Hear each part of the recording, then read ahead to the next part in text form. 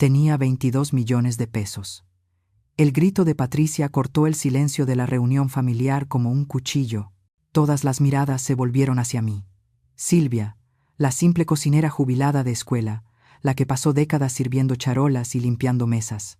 Sus ojos brillaban con una mezcla de sorpresa y codicia que me heló la sangre.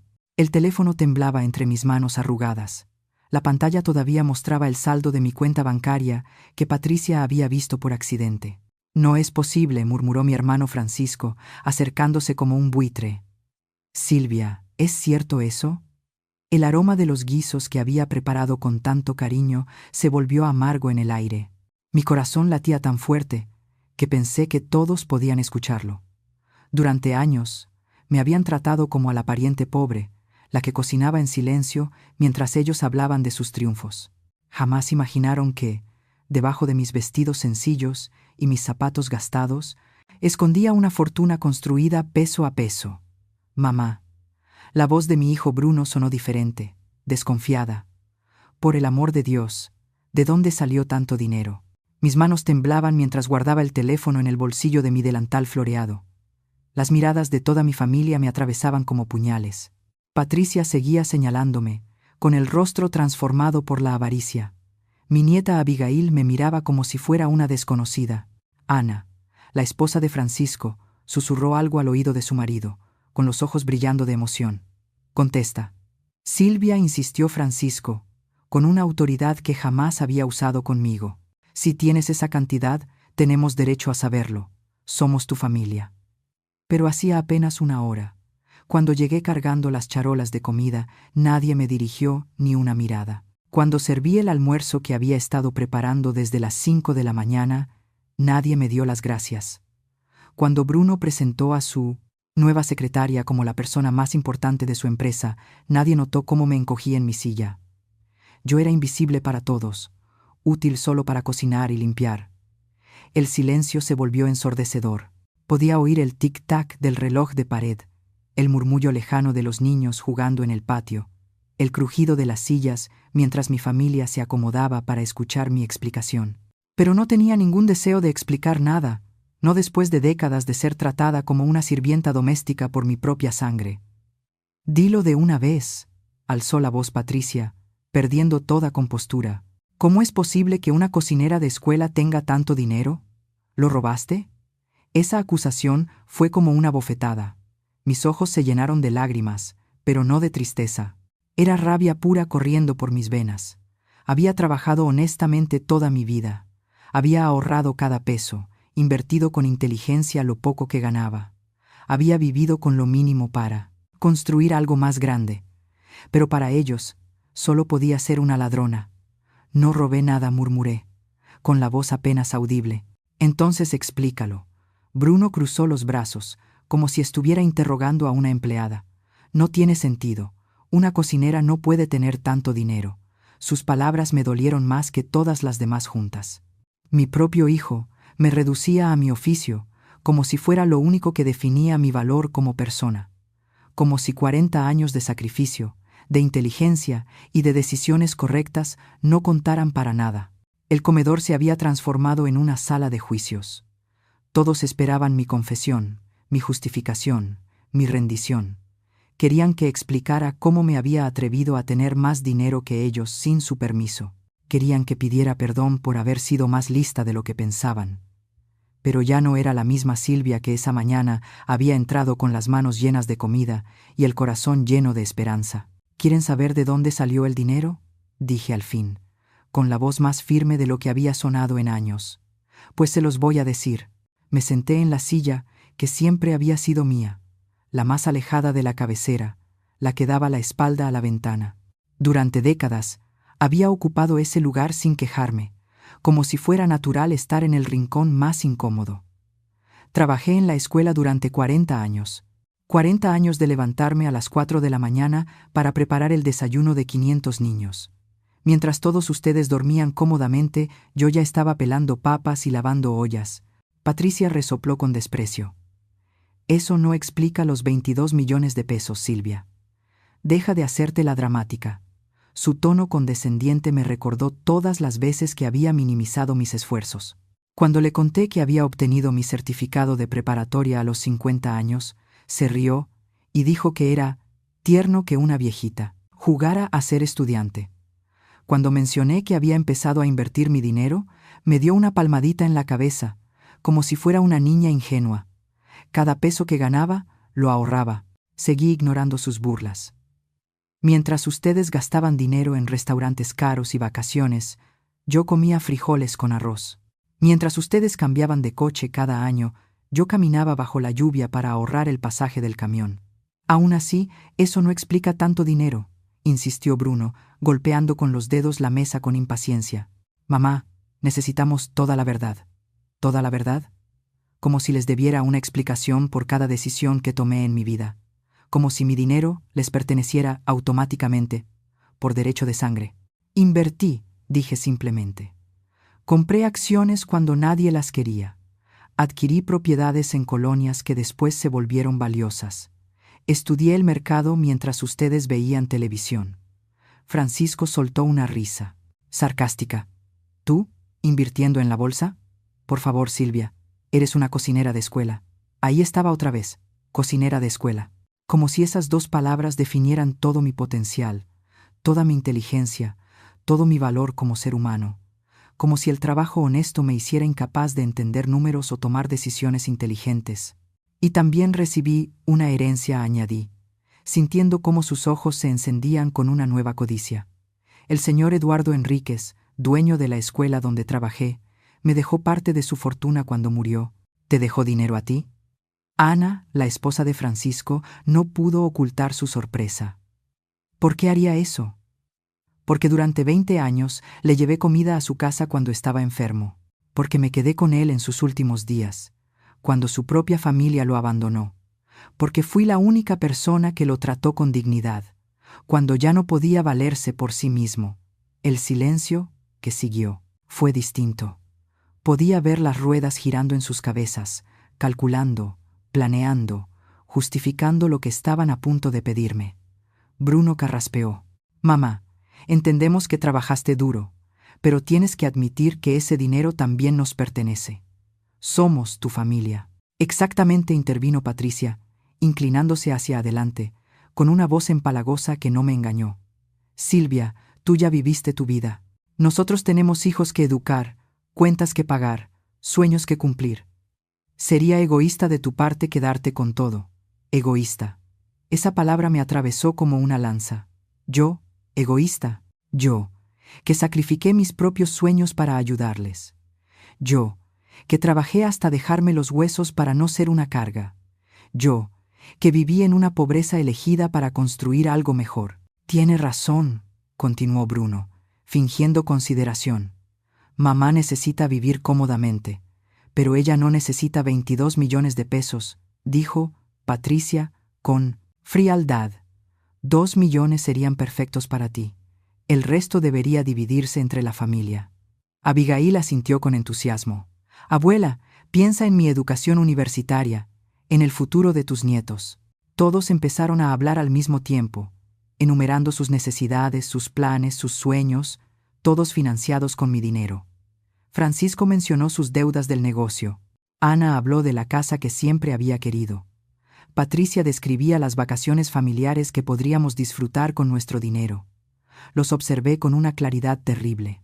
Durante décadas me había preguntado por qué me sentía tan sola en las reuniones familiares, por qué sus abrazos me resultaban vacíos, por qué sus visitas eran tan esporádicas. Ahora lo entendía. Nunca había sido parte de la familia. Había sido la ayuda doméstica gratuita, la que cocinaba sin quejarse y desaparecía cuando su trabajo terminaba. Pero ahora que tenía algo que ellos querían, de repente yo era importante. De repente, mis años de sacrificio tenían valor, no por lo que había logrado, sino por lo que podían sacar de mí. Entonces dije despacio, ¿todos creen que se merecen mi dinero? No es tu dinero, me corrigió Francisco con firmeza. Es dinero de la familia. No lo necesitas todo. En ese instante, algo dentro de mí se quebró para siempre. ¿Dinero de la familia? Repetí sus palabras con ironía amarga. ¿Saben qué es familia? Familia es cuando tuve mi cirugía de vesícula hace 3 años Y ninguno de ustedes apareció en el hospital. Familia es felicitarme en mis cumpleaños con un mensaje de texto. Familia es invitarme a sus eventos solo para que cocine gratis. Patricia bufó con impaciencia. Silvia, no seas dramática. Estamos hablando de dinero serio. Tienes razón, dije, poniéndome de pie, sintiendo cómo me temblaban las piernas. Hablemos de dinero serio. ¿Recuerdan cuando Bruno perdió su trabajo hace 5 años? ¿Quién le prestó dinero para los gastos de la casa? Bruno bajó la mirada. Mamá, eso fue diferente. ¿Diferente? Mi voz sonó más alta de lo que esperaba. ¿Es diferente cuando ustedes necesitan ayuda? ¿Recuerdan cuando Francisco necesitó el enganche para su negocio? ¿Quién se lo dio sin pedir intereses ni garantías? Francisco se removió incómodo en su silla. Eso fue un préstamo, Silvia. Te lo pagamos. Me pagaron la mitad, lo corregí con calma. Tengo memoria perfecta cuando se trata del dinero que me costó años ahorrar. Y cuando les recordé el resto, ¿qué me dijeron? Que no fuera tacaña, que era dinero de familia. El comedor se había vuelto tenso como un hilo a punto de romperse. Podía verlos evitando mi mirada, buscando excusas en sus cabezas. Pero yo apenas estaba empezando.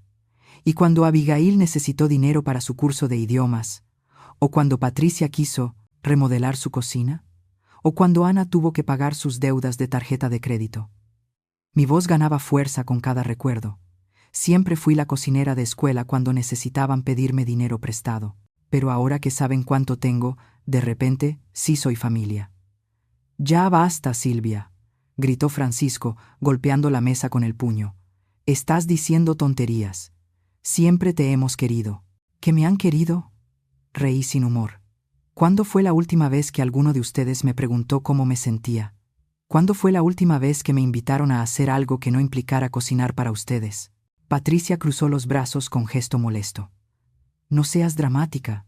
Siempre te incluimos en todo, dijo Patricia, cruzando los brazos. Me incluyen para trabajar, para servir, para limpiar, para cocinar, le respondí sin titubear. Pero cuando se sientan a conversar después de la cena, cuando planean sus vacaciones o celebran sus logros, yo me quedo en la cocina lavando los platos. Bruno trató de suavizar el tono. Mamá, entendemos que te sientas mal, pero eso no cambia el hecho de que tienes más dinero del que necesitas. Somos tu familia. Deberías compartirlo. ¿Compartirlo? Escupí la palabra, como si me quemara la lengua. Compartir significa dar y recibir. Yo he dado toda mi vida. ¿Y qué he recibido a cambio? Nos tienes a nosotros, dijo Abigail, con una sonrisa que probablemente creyó encantadora. Somos tu familia, abuela. Eso vale más que el dinero. Esa frase fue el golpe final. La misma nieta que no me visitaba hacía 6 meses, que no contestaba mis llamadas, que se avergonzaba de decir que su abuela había sido cocinera en una escuela pública, ahora me hablaba del valor de la familia. ¿Quieres saber cuánto vale la familia? Pregunté, sintiendo cómo algo se rompía dentro de mi pecho. Nada. No vale nada cuando solo aparece cuando hay dinero, de por medio. Me dirigí hacia la cocina, pero Bruno se interpuso en mi camino. Mamá, no te vayas. Tenemos que resolver esto como familia. Quítate de mi camino, le dije, con una frialdad que ni yo reconocí en mi voz. No te irás hasta que decidamos qué hacer con el dinero, dijo Patricia, poniéndose de pie con actitud desafiante. Ese dinero nos pertenece tanto como a ti. Algo dentro de mí explotó. Toda la humillación, todas las ofensas, todas las veces que me habían hecho sentir invisible, se transformaron en una furia pura, que me recorrió de los pies a la cabeza. Tomé el plato con los guisos que había preparado con tanto cariño y lo estrellé contra el suelo. El sonido del vidrio rompiéndose retumbó en toda la casa como un grito de liberación. «Ahí tienen su dinero de familia», grité, arrojando también el tazón de ensalada. «Ahí tienen a su cocinera de escuela». Todos retrocedieron, asustados por mi estallido. En 67 años, había sido la mujer silenciosa, la que aguantaba todo con una sonrisa. Nunca me habían visto así. «Silvia, ¿te volviste loca?», gritó Ana, aferrándose al brazo de Francisco.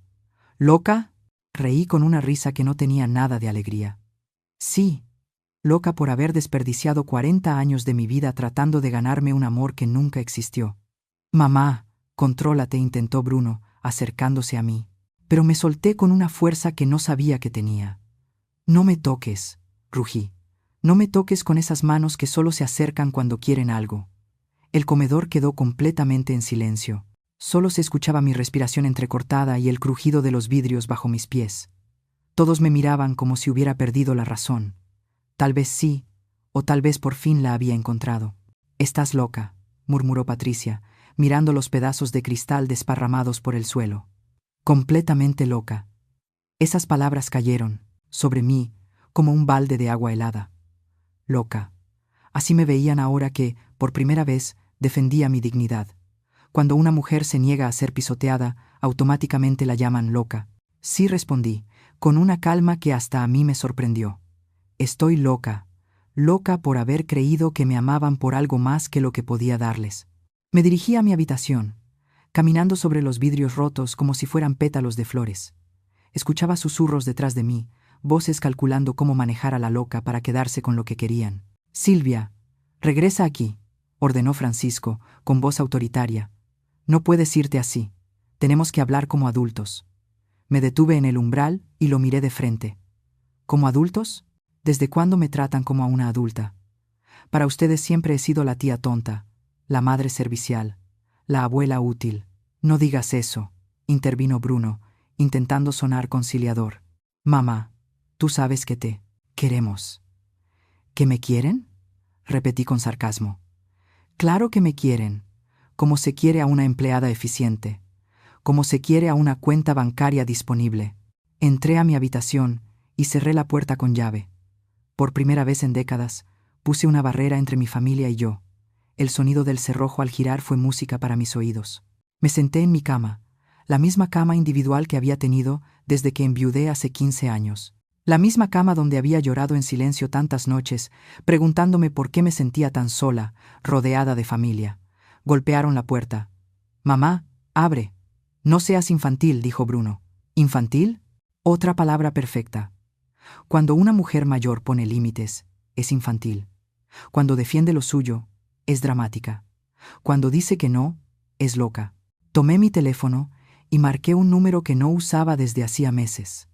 Roberto, mi viejo amigo del trabajo, el único que siguió en contacto conmigo después de jubilarnos.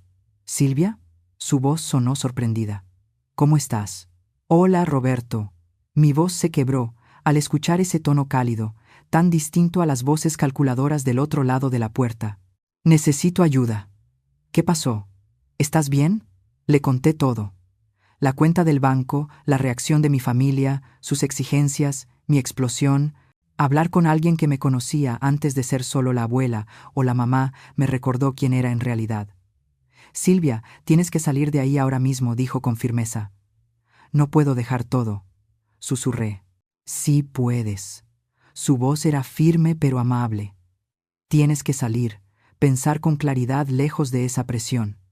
Los golpes en la puerta se hicieron más fuertes. «Silvia», gritó Patricia, «no seas ridícula. Sal para que podamos hablar». «Ya voy», le dije a Roberto en voz baja.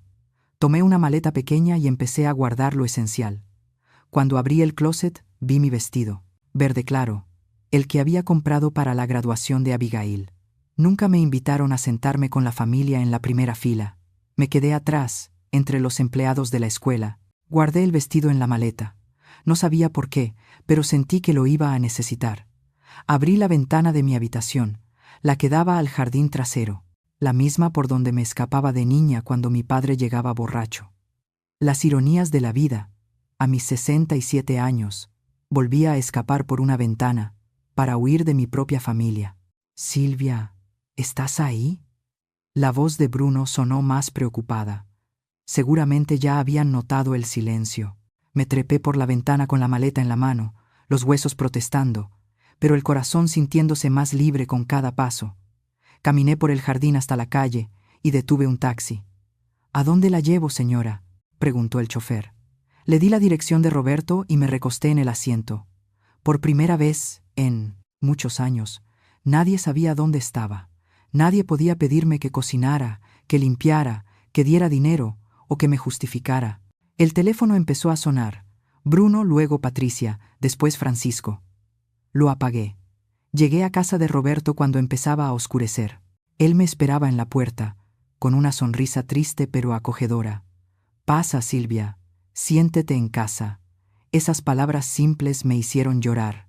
Hacía tanto tiempo que nadie me hacía sentir bienvenida sin esperar nada a cambio. «Roberto», dije al entrar, «creo que cometí un gran error». «¿Cuál?» «Creer que tenía una familia».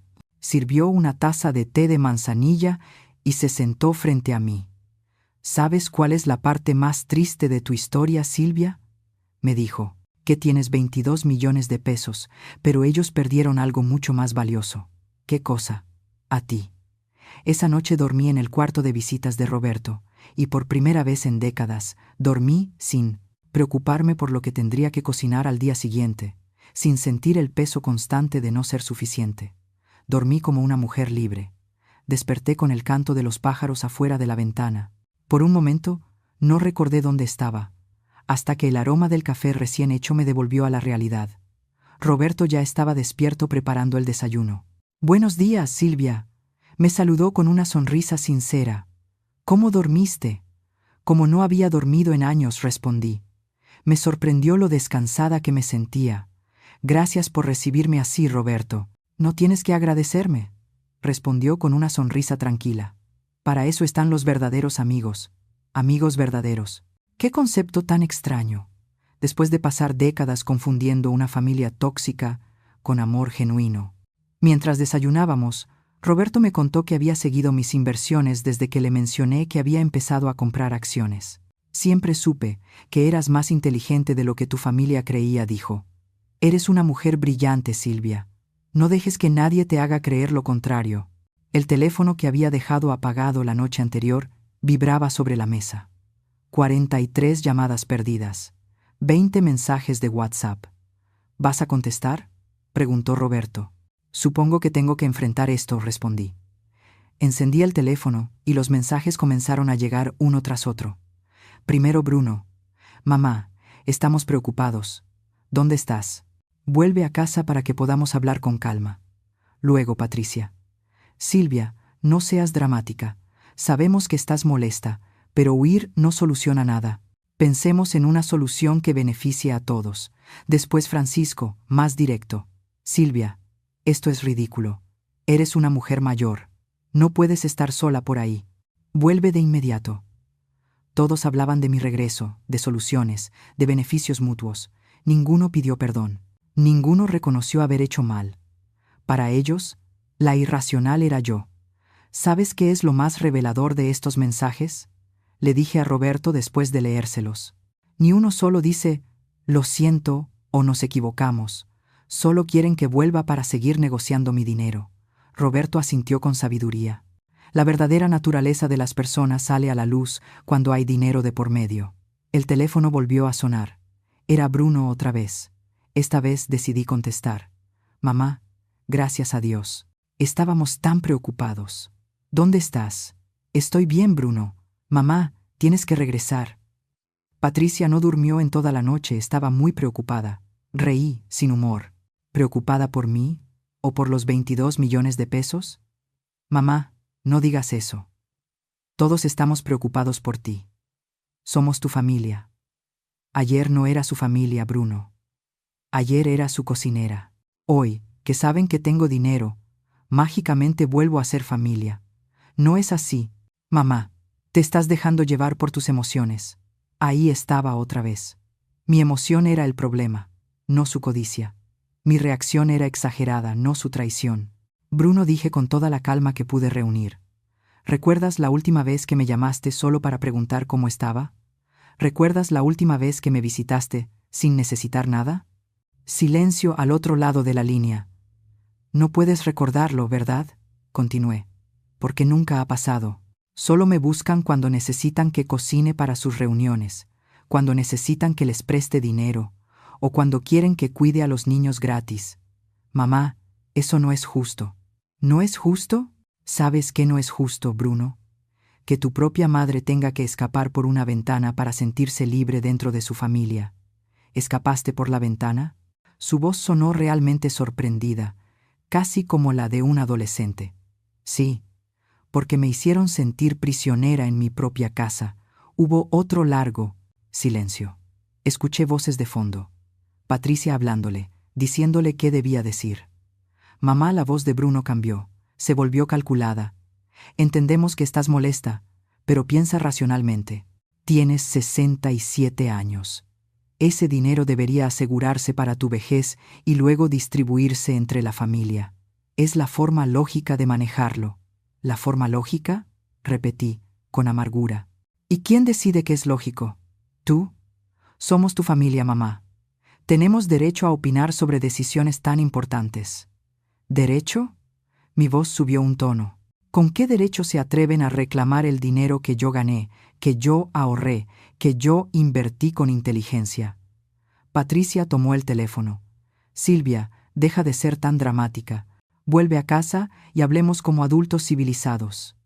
Adultos civilizados, repetí con amargura. Como cuando gritaste frente a toda la familia que yo tenía 22 millones de pesos. Como cuando me acusaste de haberlos robado. ¿Eso es tu idea de ser civilizada? Reaccioné como era natural, respondió Patricia, sorprendida. ¿Natural? Lo natural habría sido alegrarte por mí. Lo natural habría sido decir, qué bueno que pudiste ahorrar tanto. Pero lo primero que pensaron fue cómo quedarse con una parte de ese dinero. Eso no es verdad. Claro que lo es, Patricia, y tú lo sabes. Colgué el teléfono y lo apagué de nuevo.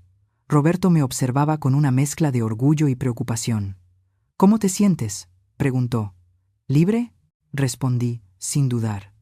Por primera vez en décadas, me siento completamente libre. Durante los siguientes 3 días, mi teléfono no dejó de sonar. Cada llamada era un intento distinto de manipulación. Cada mensaje, una nueva estrategia para hacerme sentir culpable. Bruno alternaba entre una preocupación fingida y amenazas veladas. Patricia cambiaba entre chantaje emocional e insultos directos. Francisco había optado por su tono de autoridad patriarcal, recordándome que solo era una mujer y que necesitaba la guía de un hombre para manejar tanto dinero. Pero el mensaje que más me dolió llegó al 4.º día. Era de Abigail, mi nieta. Abuela, estoy muy triste. Mamá dice que te volviste egoísta y que ya no nos quieres. Dice que prefieres el dinero a tu familia. ¿Es verdad? Te quiero mucho, pero no entiendo por qué no quieres ayudarnos. ¿Ya no soy tu nieta favorita? Esas palabras me partieron el corazón. Estaban usando a una niña de 14 años para manipularme, llenándole la cabeza con mentiras sobre mi supuesta maldad. Roberto, dije, con lágrimas en los ojos, están envenenando a mi nieta en mi contra. Es lo que hacen los manipuladores, respondió con tristeza. Usan a los más vulnerables como armas emocionales. Esa tarde decidí responderle a Abigail, pero no por teléfono. Fui a su escuela y la grivalingualese esperé afuera. Cuando me vio, corrió hacia mí con una sonrisa que se desvaneció enseguida. Abuela, mamá dice que no debo hablar contigo. ¿Y tú qué piensas?, le pregunté, sentándome con ella en una banca del parque cercano. ¿Crees que tu abuela se volvió una mala persona? Abigail me miró con esos ojos inteligentes que había heredado de su bisabuela. No sé, abuela. Mamá dice que tienes mucho dinero y no quieres compartirlo con nosotros. Dice que eso está mal. ¿Te acuerdas de tu cumpleaños número 12? Le pregunté. ¿Recuerdas qué fue lo que más te gustó? El pastel que me hiciste, respondió sin dudar. Era de chocolate con fresas y tenía mi nombre escrito en betún rosa. ¿Recuerdas cuánto tiempo me tardé en hacerlo? Todo el día. Llegaste súper temprano y te quedaste hasta después de la fiesta para limpiar todo. ¿Y recuerdas quién más ayudó a preparar tu fiesta? Abigail frunció el ceño, pensando. Nadie. Solo tú, abuela. Exacto, solo yo. Mientras tu mamá estaba en el salón de belleza, yo decoré toda la casa. Mientras tu papá veía el fútbol, yo preparé toda la comida. Mientras tus tíos llegaban justo a tiempo para comer, yo llevaba trabajando desde las 6 de la mañana. No lo había pensado así, murmuró Abigail. Entonces dime, mi amor, ¿tú crees que una abuela que hace todo eso por ti no te quiere? ¿Crees que alguien que ha trabajado toda su vida para dejarle algo a su familia es egoísta? Los ojos de Abigail se llenaron de lágrimas. No, abuela. Tú siempre has sido buena conmigo. Entonces no dejes que los demás piensen por ti, corazón. Usa tu propia cabeza, tu propio corazón. La abracé con fuerza, respirando el olor de su champú de manzanilla, grabando ese momento en mi memoria porque sentí que sería el último en mucho tiempo. Cuando regresé a casa de Roberto, encontré a Bruno esperándome en la puerta. Mamá, tenemos que hablar. Seguiste a tu hija. Tenía que asegurarme de que no le estuvieras diciendo cosas raras, dijo Bruno, con el ceño fruncido frente a la puerta. ¿Cosas raras como la verdad?, le respondí, sin apartar la mirada. Bruno suspiró, exasperado. Mamá, esto se salió de control. Patricia consultó a un abogado. Sentí un escalofrío recorrerme la espalda. ¿Un abogado? Dice que estás mostrando signos de deterioro mental, que tu comportamiento errático de estos días es evidencia de que no estás en condiciones de manejar tanto dinero. Por un momento no pude respirar. ¿Deterioro mental? ¿Solo por defenderme de sus abusos? ¿Por negarme a entregar mi dinero sin pelear? Mamá, continuó Bruno, con un tono que intentaba sonar suave, pero que solo sonaba amenazante. No queremos llegar a eso, preferimos resolverlo como familia, pero si sigues siendo tan poco razonable, tendremos que tomar medidas legales, para protegerte de ti misma. ¿Protegerme de mí misma?, dije en voz baja. ¿Del deterioro mental que supuestamente estoy sufriendo? Una mujer de mi edad que se escapa por una ventana, que rompe platos, que abandona a su familia. Eso no es normal, ¿verdad, Bruno? Ahí estaba, el golpe maestro. Convertir mi despertar en locura. Transformar mi liberación en enfermedad mental. Usar mi edad y mi género como armas contra mí. Bruno, dije con una calma que no sentía. Lárgate de aquí ahora mismo. Mamá, dije que te vayas. Ahora. No puedes huir para siempre. Si no vuelves por tu cuenta, tendremos que actuar. Cuando se fue, me senté con Roberto a analizar la situación. Él, que había trabajado como contador durante 30 años, entendía perfectamente lo que estaba pasando. Silvia, necesitas protección legal inmediata, me dijo. ¿Serio? ¿Crees que pueden quitarme mi dinero?, pregunté, con un nudo en el estómago. Pueden intentarlo. Y con un abogado astuto, y tu edad en contra, podrían lograrlo. Tienes que asegurar tus bienes antes de que sea demasiado tarde. Esa noche, por primera vez en mi vida, no pude dormir. Pero no era por las preocupaciones de otros. Esta vez, me preocupaba por mí misma. A la mañana siguiente, Roberto me acompañó al despacho de Arturo Méndez, el mejor abogado en temas familiares y patrimoniales de la ciudad. Era un hombre de unos 50 años, de ojos inteligentes y una forma directa de hablar que de inmediato me transmitió confianza. Señora Silvia, dijo, después de escuchar toda mi historia, lo que su familia está intentando hacer tiene un nombre: abuso financiero hacia adultos mayores. Es más común de lo que cree, sobre todo cuando hay bienes considerables de por medio. ¿De verdad podrían declararme mentalmente incompetente?, pregunté, sintiendo que el corazón se me apretaba. Pueden intentarlo, respondió con calma. Pero sería muy difícil que lo consiguieran. Usted demuestra una lucidez perfecta. Ha manejado sus finanzas de forma inteligente por años, y su decisión de proteger su patrimonio es completamente racional. Se inclinó hacia adelante. Pero tenemos que actuar rápido para blindar sus bienes. Durante las siguientes 3 horas, firmé documentos que protegían mi dinero de cualquier intento de usurpación. Creamos un fideicomiso irrevocable. Actualicé mi testamento con cláusulas muy específicas y establecí poderes legales claros en caso de que algún día realmente necesitara ayuda. ¿Y si llegan con una orden judicial?, pregunté. Que vengan, respondió Arturo con una sonrisa confiada. Todo está perfectamente documentado. Su dinero está protegido legal e irrevocablemente. Cuando salimos del despacho, sentí como si me hubiera puesto una armadura invisible. Por primera vez en días, pude respirar con tranquilidad, pero la paz duró poco. Esa tarde, Patricia apareció en casa de Roberto, acompañada por 2 oficiales de policía. Señora Silvia, dijo uno de ellos, su nuera presentó un reporte de desaparición. Asegura que está siendo manipulada por este señor. Miré a Patricia con una mezcla de desprecio y lástima. Oficiales, como pueden ver, estoy perfectamente bien. No estoy desaparecida, ni estoy siendo manipulada por nadie. Silvia, intervino Patricia con su voz más dulce. Todos estamos preocupados por ti. Has estado actuando de forma muy extraña. Este hombre señaló a Roberto con desdén. Claramente se está aprovechando de tu confusión mental. ¿Confusión mental? Solté una carcajada abierta. ¿Así le llaman ahora a negarme a entregarles mi dinero? Los oficiales se miraron entre sí, incómodos. Era evidente que se habían dado cuenta de que no se trataba de una desaparición, sino de un pleito familiar por dinero. Señora, me dijo el más joven, ¿está aquí por su propia voluntad? Completamente respondí. Y tengo plena capacidad mental para tomar mis propias decisiones.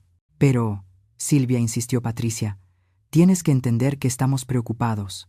Dejaste tu casa así, rompiste cosas, te fuiste sin avisar. Eso no es normal en ti. ¿Sabe que no es normal, oficial?, dije, ignorando a Patricia.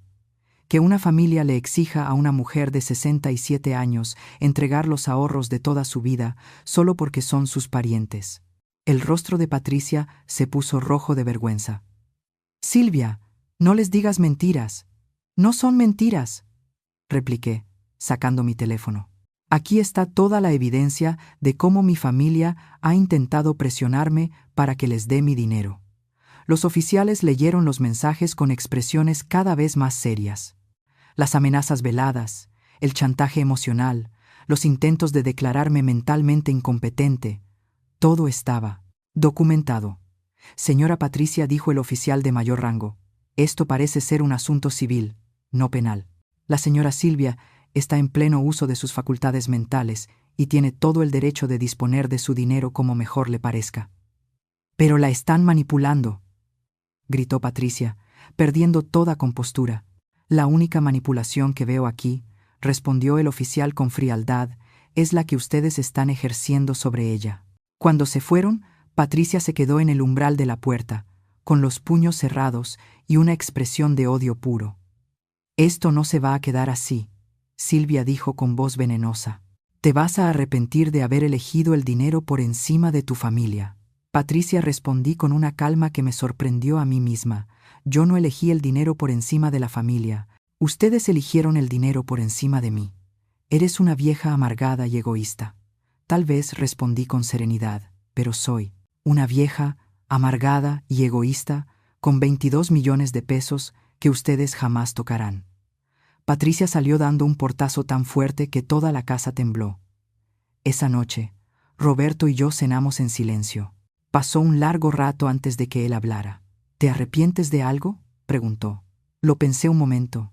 Sí, de haber tardado tanto en abrir los ojos. De haber desperdiciado tantos años intentando ganarme un amor que nunca fue real. ¿Y del dinero? ¿Te arrepientes de habérselos negado? Ni un poco, respondí sin dudar. Ese dinero representa 40 años de trabajo honesto, de sacrificios, de decisiones inteligentes. No voy a regalárselo a personas que me desprecian. ¿Y ahora qué vas a hacer? Sonreí por primera vez en días. Algo que debía hacer hace mucho. ¿Qué cosa? Vivir para mí. Esa noche, antes de dormir, escribí una carta que sabía que cambiaría todo para siempre. Una carta que cerraría definitivamente un capítulo de mi vida y abriría otro completamente nuevo. Una carta que mi familia jamás vio venir. La carta que escribí esa noche iba dirigida al director de la Fundación Educativa San Miguel, una organización que ayudaba a niños de bajos recursos a continuar sus estudios. Había seguido su labor durante años, admirando en silencio su trabajo desde mi pequeño mundo de cocinera escolar. Estimado director, escribí con mi letra cuidadosa. Mi nombre es Silvia Vázquez. Soy cocinera jubilada y deseo hacer una donación significativa a su fundación. Mientras escribía, sentí una paz que no había experimentado en décadas. Por primera vez, mi dinero tendría un propósito que me llenaba de orgullo, no de vergüenza. 2 días después, Bruno apareció en casa de Roberto con una nueva estrategia. Esta vez venía acompañado por Francisco y un hombre que se presentó como mediador familiar. «Mamá», dijo Bruno con una sonrisa forzada, «trajimos al señor Vargas para ayudarnos a encontrar una solución que beneficie a todos. Ese tal Vargas era un hombre delgado, con la expresión de un tiburón hambriento. Señora Silvia, entiendo que ha habido algunos malentendidos familiares, dijo con voz melosa. Estoy aquí para facilitar un acuerdo equitativo. ¿Equitativo para quién?, pregunté directamente. Para toda la familia, respondió con una sonrisa aceitosa. Hemos preparado una propuesta muy razonable. Usted conservaría 5 millones de pesos para sus gastos personales, y los 17 millones restantes se distribuirían entre sus herederos directos. Le solté una carcajada en la cara. ¿Herederos directos? ¿Estoy muerta acaso? Francisco se removió incómodo en su asiento. Silvia, no seas dramática. Es una propuesta justa. ¿Justa? Mi voz se alzó con fuerza. ¿Justo es que ustedes decidan cómo debo gastar el dinero que gané con mi propio esfuerzo? Mamá, intervino Bruno con tono paternal. 5 millones son más que suficientes para una mujer de tu edad. ¿Qué vas a hacer con tanto dinero? ¿Llevarlo a la tumba? Tal vez, respondí con sequedad, o tal vez lo done todo a una causa benéfica. Es mi dinero, y haré con él lo que se me dé la gana. El mediador carraspeó. Señora Silvia, debe entender que la familia tiene derechos legítimos. Su comportamiento errático en los últimos días sugiere que podría no estar tomando las mejores decisiones. ¿Errático? Roberto habló por primera vez. ¿Le parece errático que una mujer se defienda del abuso financiero de su propia familia? Usted no tiene voz en este asunto, le soltó Francisco con rudeza. Esto es un problema familiar. Roberto tiene más derecho a opinar que ustedes, dije con frialdad. Ha sido más familia para mí en estos días que ustedes en toda su vida. Mamá, ya basta. Bruno perdió la paciencia. Si no aceptas esta propuesta razonable, tendremos que tomar medidas más drásticas. ¿Cómo cuáles?, pregunté. Demostrar que no eres capaz de manejar tu propio patrimonio, respondió el mediador, con una sonrisa que me revolvió el estómago. Un juez podría determinar que una mujer de tu edad, que abandona a su familia, destruye cosas y se niega a aceptar mediación, no está en condiciones de administrar una fortuna tan considerable. Sentí una ola de calor subirme por todo el cuerpo. Ese hombre me estaba amenazando en mi propia cara, usando mi edad y mi género como armas. ¿Saben qué? Me levanté de la silla con toda la dignidad que pude reunir. Pueden irse todos al infierno. Silvia, gritó Francisco, escandalizado. Al infierno, repetí, más fuerte. Tú, tu mediador y tus amenazas. Mi dinero, mis decisiones. Mamá, estás cometiendo un error del que te vas a arrepentir, dijo Bruno con una voz sombría. El único error del que me arrepiento, le respondí, es haber tardado tanto en darme cuenta de quiénes son realmente. Cuando se fueron, Roberto me abrazó con fuerza. Estoy orgulloso de ti, Silvia. ¿Sabes qué, Roberto?, dije con una sonrisa cansada pero firme.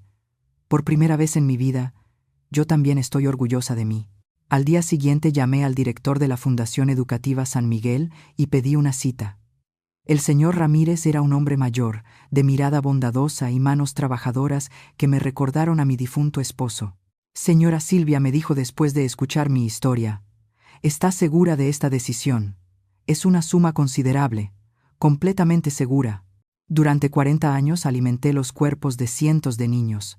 Ahora quiero alimentar sus mentes y sus sueños. ¿Y su familia?, preguntó con cautela. Mi familia demostró que solo se preocupa por mí cuando hay dinero de por medio. Estos niños me importan porque tienen algo que mi familia perdió hace mucho tiempo. ¿Qué cosa?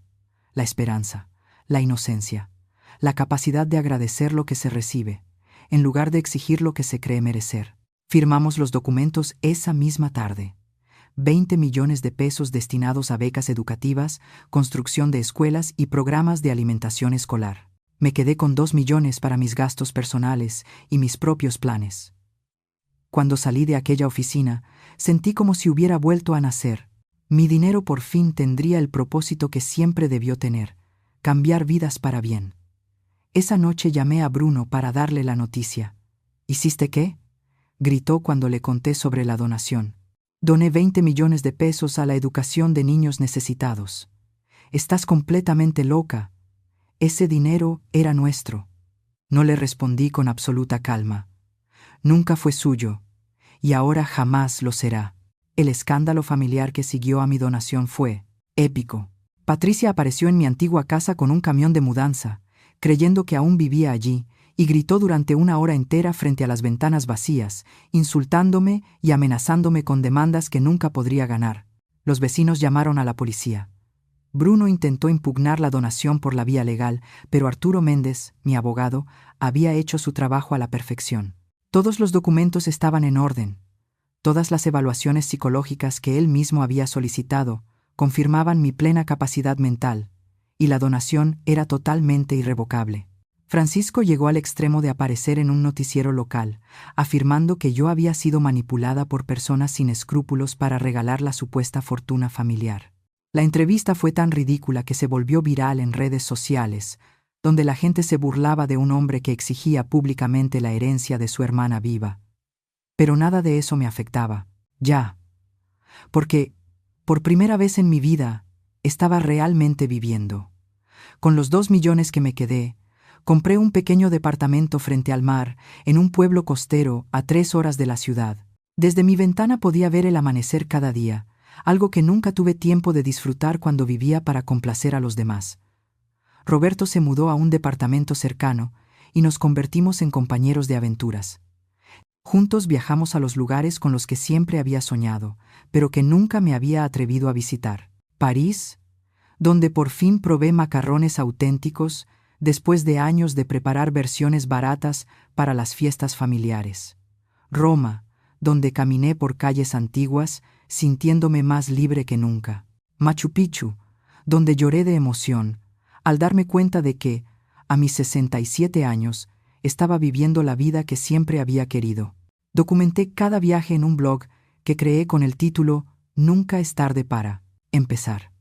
Las historias sobre mi despertar familiar y mi nueva vida comenzaron a inspirar a otras mujeres mayores que se sentían invisibles dentro de sus propias familias.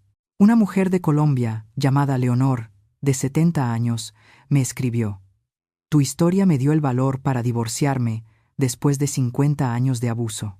Gracias por enseñarme que nunca es tarde para elegirse a una misma». Cada semana llegaban cientos de mensajes similares. Mujeres que habían pasado décadas siendo las cuidadoras invisibles, las que cocinaban sin agradecimientos, las que daban sin recibir, las que se sacrificaban hasta desaparecer. Mi historia les había mostrado que podían decir no, que podían poner límites, que podían vivir para sí mismas. La Fundación Educativa San Miguel me invitó a formar parte de su consejo directivo. Por primera vez en mi vida, mi opinión tenía valor. Mis ideas eran escuchadas. Mi experiencia era respetada. Ayudé a diseñar programas de alimentación escolar basados en mis 40 años de trabajo. Y en cada escuela que construimos con mi donación, había una placa que decía: «Donado por alguien que creyó en el poder de la educación». Un año después de mi escape por la ventana, recibí una llamada inesperada. Era Abigail, mi nieta, que ya tenía 15 años. «Abuela», dijo con la voz temblorosa, «me escapé de casa. ¿Puedo quedarme contigo? ¿Qué pasó, mi vida? Mis papás se están divorciando y pelean todo el tiempo por dinero. Mamá dice que todo es tu culpa, que tu egoísmo destruyó a la familia. Pero recordé lo que me dijiste en el parque. Usé mi propia cabeza y me di cuenta de que los egoístas son ellos, no tú». Aquella tarde, Abigail llegó a mi departamento con una pequeña maleta y una sonrisa nerviosa. Le preparé su comida favorita mientras me contaba cómo la guerra familiar había escalado hasta volverse insoportable. «Abuela», me dijo, mientras cenábamos frente al mar, «¿es verdad que donaste casi todo tu dinero? ¿Es verdad? ¿Y no te arrepientes?». «Para nada», le respondí. «Ese dinero está construyendo escuelas, educando niños, alimentando sueños. No podría estar mejor invertido». «¿Y qué hay de nosotros?», preguntó. «¿De mi universidad?». «Mi amor», le dije, tomando sus manos jóvenes, «yo no voy a pagarte la universidad. Tú la vas a ganar con tu esfuerzo, con tu inteligencia, con tu trabajo, y cuando lo logres, la vas a valorar 1000 veces más que si te la hubieran regalado». Abigail asintió, pensativa. «Como tú hiciste con tu dinero. Exactamente, como yo lo hice». Hoy, 3 años después, Abigail estudia con una beca completa que ganó por mérito propio. Mientras trabaja medio tiempo en la fundación, ayudándome con los programas educativos. Se ha convertido en la hija que nunca tuve, en la compañía que siempre busqué, en la familia que por fin merezco. Bruno y Patricia se divorciaron, peleando por deudas, no por herencias. El negocio de Francisco quebró y tuvo que vender su casa. Ana me envió un mensaje el año pasado, pidiéndome perdón y sugiriendo, con sutileza, que tal vez podríamos hablar. Nunca le respondí. Esta mañana, mientras escribo el último capítulo de mi libro, Nunca es tarde para empezar, que será publicado el próximo mes, escucho a Abigail preparando el desayuno en la cocina. Huele a café recién hecho y a libertad. A mis 70 años, por fin aprendí la lección más importante de mi vida. El amor verdadero nunca viene acompañado de facturas. Las personas que de verdad te quieren celebran tus triunfos, no calculan cómo beneficiarse de ellos. Mi familia creyó que, al quitarme su falso amor, me estaban castigando. No sabían que, en realidad, me estaban liberando. Ahora, cada amanecer desde mi ventana frente al mar, me recuerda algo esencial. Nunca es tarde para elegir la vida que mereces, para decir no a quienes te hieren, y para descubrir que la verdadera familia no siempre comparte tu sangre, sino tus valores. Y esa es la historia de cómo una simple cocinera escolar se convirtió en la mujer más libre del mundo. Han pasado 5 años desde aquella reunión familiar que cambió mi vida para siempre. Hoy, mientras escribo estas líneas desde la terraza de mi casa en la Toscana, Italia, donde vine a pasar el verano, puedo decir con absoluta certeza que la decisión más valiente que tomé en mis 72 años fue escapar por aquella ventana. La Fundación Educativa San Miguel se ha convertido en la organización educativa más importante de la región. Con mi donación inicial, construimos 17 escuelas, otorgamos más de 2.000 becas universitarias y creamos un programa de alimentación escolar que beneficia a 15.000 niños cada día. Cada vez que visito una de mis escuelas y veo los rostros luminosos de esos niños que ahora tienen acceso a una educación de calidad, siento que mi dinero encontró su verdadero destino. Mi libro, traducido a 8 idiomas, ha vendido más de 500.000 de copias y se ha convertido en un manual de liberación para mujeres mayores en todo el mundo. Las cartas que recibo cada día confirman que mi historia no fue única. Miles de mujeres viven situaciones similares, sintiendo que su valor se mide solo por lo que pueden dar a los demás. Querida Silvia, me escribió una lectora desde España. Después de leer tu libro a los 65 años, me divorcié del hombre que me humilló durante 40 años. Hoy vivo sola, feliz. Y por primera vez en mi vida, nadie me grita por la comida fría ni por no plancharle la camisa a la perfección. Gracias por enseñarme que el respeto no se pide de rodillas, se exige de pie. Abigail, ahora con 18 años, se graduó con honores de la preparatoria y estudia Administración de Empresas con una beca completa en la universidad más prestigiosa del país. Los fines de semana viene a visitarme y trabajamos juntas en los proyectos de la fundación. Se ha convertido en una joven segura, independiente, que comprende el valor del trabajo honesto y de la dignidad personal. Es la prueba viva de que romper los círculos familiares tóxicos puede salvar a las siguientes generaciones. Abuela me dijo el mes pasado, antes pensaba que eras mala por no darle dinero a mis papás. Ahora entiendo que fuiste la más inteligente de todos. Me enseñaste que el amor verdadero no se compra ni se vende. Roberto y yo nos casamos hace 2 años, en una pequeña ceremonia frente al mar, acompañados solo por Abigail y algunos amigos de la fundación. A mis 70 años, experimenté por primera vez lo que significa tener una pareja que me ama por quien soy, y no por lo que puedo darle. Nuestros días transcurren entre viajes, lecturas, caminatas por la playa y trabajo conjunto en proyectos educativos. Es la vida tranquila y plena con la que siempre soñé, pero que nunca creí merecer. El destino de mi antigua familia siguió el rumbo previsible. Bruno y Patricia terminaron en una guerra legal feroz por la custodia y los bienes.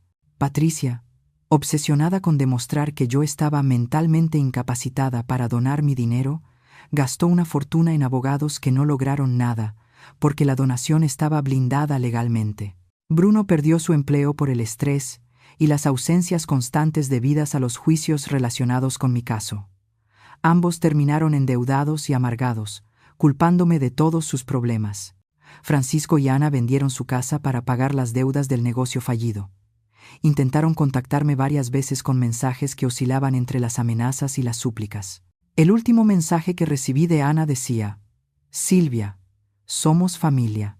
Tienes que ayudarnos. En este momento tan difícil. No puedes ser tan cruel. Lo borré sin responder, como hice con todos sus intentos de manipulación. La mayor ironía es que, si hubieran seguido tratándome con un mínimo de respeto, si hubieran seguido viéndome como la cocinera callada y servicial, probablemente habrían heredado todo mi dinero cuando muriera. Su propia codicia y desprecio los privaron de la fortuna que tanto anhelaban. El programa de televisión, Historias de Vida, me invitó el año pasado a contar mi experiencia. Durante la entrevista, la conductora me preguntó si alguna vez había considerado perdonar a mi familia o repartir parte del dinero. El perdón no significa permitir que te sigan haciendo daño, respondí. Los perdoné en mi corazón para liberar mi propia amargura, pero eso no quiere decir que vaya a financiar su irresponsabilidad ni su falta de respeto. Perdón y estupidez son cosas muy diferentes. La entrevista se volvió viral en Internet, generando miles de comentarios de apoyo de mujeres que se identificaron con mi historia. Muchas compartieron sus propias experiencias de abuso financiero familiar, creando una ola de conciencia sobre un tema del que casi nunca se habla. Hoy, cuando pienso en aquella mujer de 67 años que temblaba mientras sus parientes la humillaban exigiéndole su dinero, siento una mezcla de compasión y orgullo.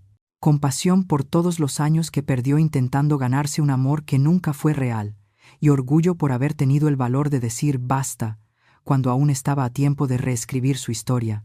Mi historia se ha convertido en un faro para las mujeres que se sienten atrapadas en relaciones familiares tóxicas, especialmente aquellas que, como yo, fueron criadas para creer que el sacrificio sin límites era sinónimo de virtud femenina. A través de mis conferencias, mi libro y mi fundación, he logrado transformar mi dolor en propósito, mi humillación en fuerza.